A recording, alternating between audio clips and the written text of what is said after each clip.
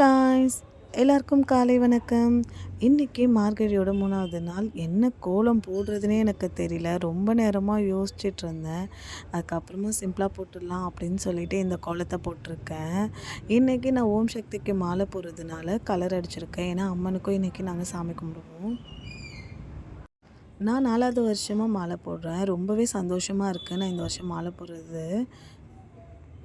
Time பார்த்திங்கன்னா இப்போ 3:30 ஆகுது. சரி, எல்லாம் முடிச்சுட்டு பிரம்ம முகூர்த்த பூஜையும் பண்ணிடலாம் அப்படின்னு சொல்லிட்டு விளக்கெல்லாம் ரெடி பண்ணி பூவெல்லாம் ரெடி பண்ணி வச்சுட்டேன். பழைய பூவெல்லாம் எடுத்துகிட்டு இன்றைக்கி மாலை போடுறதுனால திரும்ப எல்லா சாமிங்களுக்கும் புது பூவை யூஸ் பண்ணிக்கலான்னு வச்சுருக்கேன். வெற்றிலை தீபம் ஏற்றுறதுக்காக இன்றைக்கும் ஃப்ரெஷ்ஷாக வெற்றிலை தீபம் எடுத்துகிட்டு இருந்தேன். நேற்று ஒருத்தவங்க கமெண்ட் பண்ணியிருந்தீங்க, வெற்றிலை தீபம் எப்படி ஏற்றுவீங்க அப்படின்னு சொல்லிட்டு. நான் எப்போவுமே மண் விளக்கு தான் யூஸ் பண்ணுவேன். எனக்கு மண் விளக்கு தான் பிடிக்கும். நான் அதனால் மண் விளக்கே யூஸ் பண்ணிக்கிறேன். உங்களுக்கெல்லாம் எது கம்ஃபர்டபுளோ நீங்கள் அதை யூஸ் பண்ணிக்கோங்க. நான் நெய் தீபம்லாம் ஏற்ற மாட்டேன். வெற்றிலை தீபத்துக்கு நல்லெண்ணெய் தான் யூஸ் பண்ணுவேன். உங்கள் எல்லாருக்கும்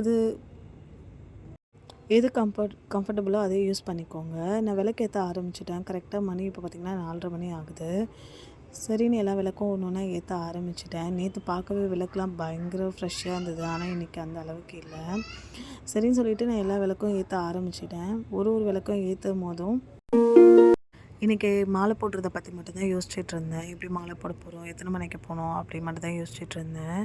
தைப்பூச விரதம்ன்றதுனால இந்த மாலையும் நான் சேர்த்து போட்டிருக்கேன். இது 5 நாள் தான் போடுவேன். 5வது நாள் நான் இருமுடி சலித்த மேல்மருவத்தூர் போயிடுவேன். ஸோ எனக்கு இது ரொம்பவே கம்ஃபர்டபுளாக இருக்கும். பிரம்ம முகூர்த்த பூஜையில் இது எல்லாமே பண்ணுறது ரொம்பவே மனதுக்கு ரொம்ப அமைதியாக இருந்தது. ஒரு விளக்கு ஏற்றும் போதும் மாலை போடுறதை பற்றின சிந்தனைகளும் அதிகமாக இருந்தது.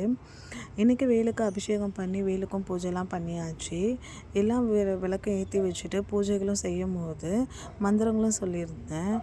இன்றைக்கி நான் சாமிக்கு நெய்வேத்தியமாக நான் சாக்லேட் தான் வச்சிட்ருந்தேன். ஏன்னா ரொம்ப காலையில் எழுந்ததுனால என்னால் எதுவுமே செய்ய முடியல.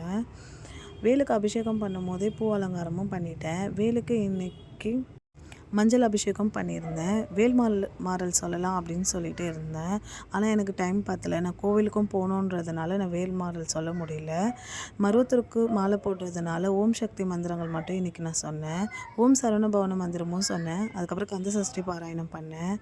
எல்லாமே முடிச்சுட்டு தீபதூப ஆராதனையும் காமிச்சேன். பார்க்கவே மனசுக்கு ரொம்ப சந்தோஷமாக இருந்தது. 3வது நாளாக நான் இந்த விரதத்தை இன்றைக்கி முடிக்கலாம் அப்படின்னு சொல்லிட்டு எல்லாமே முடிச்சுட்டு கோவிலுக்கு கிளம்பியாச்சு. இன்றைக்கி கோவிலுக்கு போகிறப்பவே கொஞ்சம் டைம் ஆகிடுச்சு. பஜனை ஓரளவுக்கு பாதி முடிஞ்சிடுச்சு. முதல்ல விநாயகர் பெருமானை கும்பிட்டாச்சு. அதுக்கப்புறம் விளக்கெல்லாம் போட்டுட்டு சாமி சுற்றிட்டு வரலான்னு போனேன். சாமி சுற்றிட்டு வந்துட்ட பிறகு விளக்கு எரிஞ்சிட்டு இருக்கான்னு பார்ப்பேன். நான் எப்போவுமே இதை பண்ணுவேன். விளக்கு ரொம்ப அமைதியாக சாந்தமாக இருந்தது. அதுக்கப்புறம் கோவில் பின்னாடி இந்த சாமி இருந்தது. எங்களும் கும்பிட்டுட்டு பிரசாதம் கொடுத்தாங்க. வெண்பொங்கல் வாங்கிட்டு வந்தேன். வாங்கிட்டு வீட்டுக்கு கிளம்பிட்டேன். நீங்களும் மாலை போடுவீங்கன்னா எனக்கு கமெண்டில் சொல்லுங்கள். மீண்டும் நாளைக்கு சந்திக்கலாம்.